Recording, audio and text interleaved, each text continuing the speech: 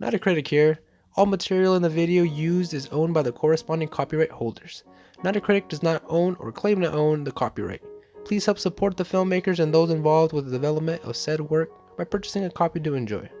Purpose of the video is for criticism, comment, research, and teaching under Section 107 of the Copyright Act of 1976 under fair use. Hello everyone, wherever you are, glad you're here. I'm Not-A-Critic. Today we'll be exploring a horror in space and 2017's life. Let's get into it. Coming back with soil samples from the celestial body of Mars, Pilgrim 7, an unmanned space probe, is retrieved from the vacuums of space by the International Space Station. Tasked with research will be a science crew of 6, consisting of exobiologist Dr. Hugh Derry, engineer Rory Adams, I.S.S. mission commander Ekaterina Golovkina, I.S.S. systems engineer Sho Murakami, CDC quarantine officer Dr. Miranda North, and I.S.S. medical officer Dr. David Jordan. Things begin to escalate as a cell is discovered in the Mars samples. Through the process of science, the cell is reanimated and begins to interact with its new environment. Quickly, the situation begins to spiral out of control as the organism, named Calvin, starts attacking crew members. The remaining scientists must fight for their lives and the human race. There's a new mission, preventing this violent alien from getting to Earth. Let's talk crew members. Exobiology is the study of the origins, early evolution, distribution, and future of life in the universe. Extremely knowledgeable in this field is Dr. Hugh Derry. Coming all the way from England, he will be the main individual to work with the organism known as Calvin, helping the rest of the crew to better understand the mannerisms, traits, and capabilities. Dr. Derry quickly becomes unreasonably attached to the biggest discovery of human history, viewing it as his responsibility to keep it alive. Keeping up with micromanagement around the space station is engineer Rory Adams from America.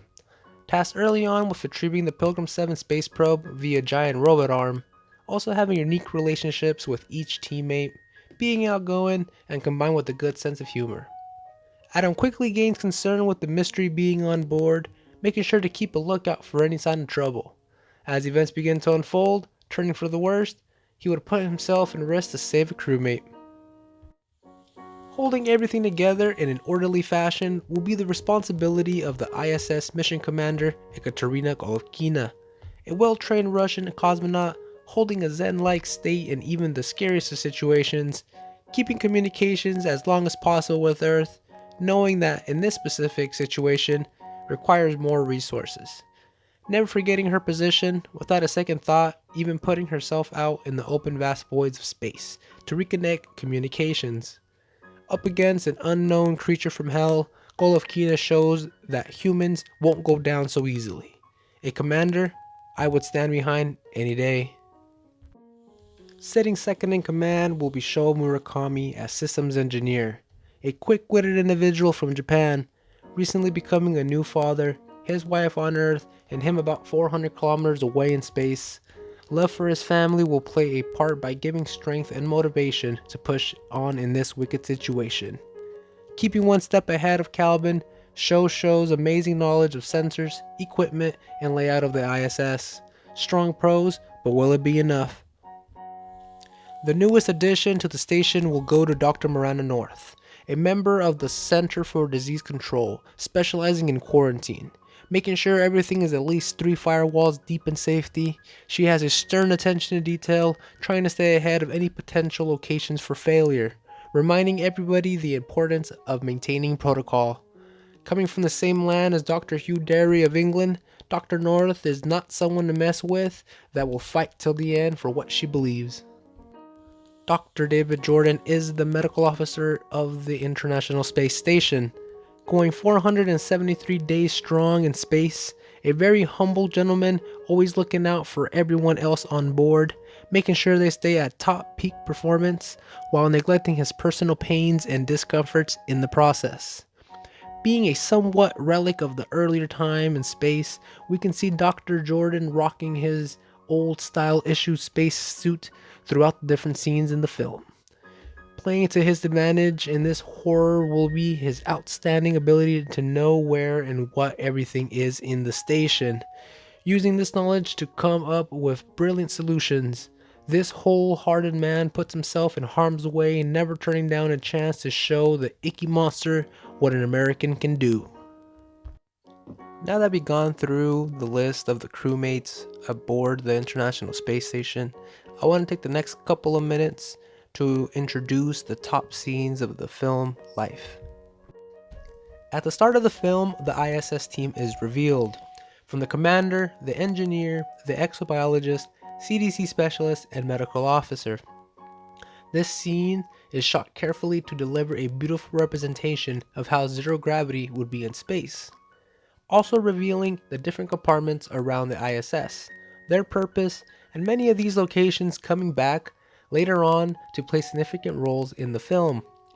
Cool tech and beautiful scenery are only a small drop in the bucket compared to the chemistry shown between crew members. Within this short amount of time, we get not only what everybody's role is, but how it all comes together in this extreme environment where being at the frontier of new possibilities has a whole new magnitude. Discovering an organism within the Pilgrim's samples was a very monumental part. Bringing it back to life through the power of science, on the other hand, is completely ludicrous. Further in the film comes a very significant crossroad. Calvin becomes dormant. Hugh, feeling guilty in a way, tries to amp up the options by, as Rory puts it, shocking the monkey. Things go from glim to terrifying as the most gut-turning scene in the movie is shown. The freaking snapping of Dr. Hugh's finger. Ticked off, and with the help of the sharp end of the shocking prong, the Martian escapes from his enclosure, coming into contact with the station's lab rat to become victim number 1 in the film. Being a true hero, Rory, the station's engineer, jumps into action, enters the science lab to save not only his crewmate, but his friend. This act of kindness will not go unpunished, as now Rory will have to go up against Calvin. The end result? Well, they aren't good. Rest in peace, Rory. This scene is important because it shows clearly how sophisticated, intelligent, strong, and the sense of survival are in Calvin. International Space Station engineer Rory Adams has just had a battle to the death, where an extraterrestrial outmaneuvered and emerged on top. Still recovering from the shocking image of a bloodied Rory, the remaining crew must now come up with the plan to eliminate the foul creature of Mars. Communications was taken down by the creature, and now Commander Dihovichnaya sets out on a spacewalk to repair communications. During the inspection of the equipment, Calvin struck, in the process cracking the coolant in the spacesuit, resulting in a very disturbing death of Dihovichnaya. Using the thrusters on board the station, the crew manages to keep Calvin out, but only temporarily. Now the problem comes down to low fuel. The decision is made and Calvin must be let back in to realign the station. The real battle, it now begins.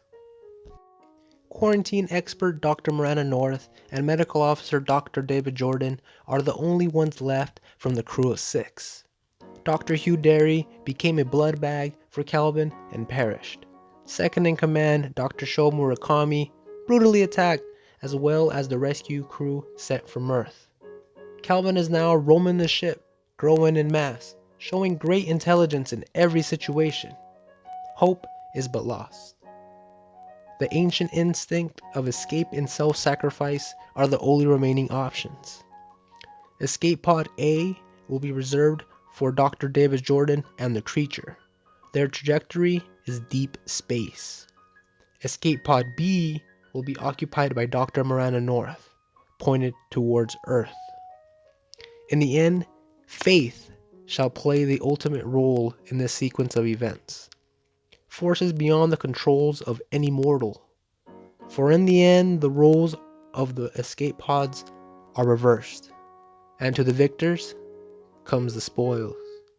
The question remains, what may come next? Personally, my final thoughts of Life was a mix between horror and curiosity. Entering a new era of space travel with SpaceX, Blue Origins, and other science companies is very exciting. Once again, the combined might of the human race is put to the test as we as a collective push further. The question must be considered if we are really ready for what we might find, or if we even find anything at all. Discoveries that most likely might not occur in my lifetime, but those of the future. Maybe director Espinosa is no fool to this concept, bringing a warning, educating, telling us when it happens, with all the protocols and advanced tech, that we still might not come out on top. Thank you for watching, hit the like button, and if you haven't subscribed, please do. This is Not a Critic. See you next time.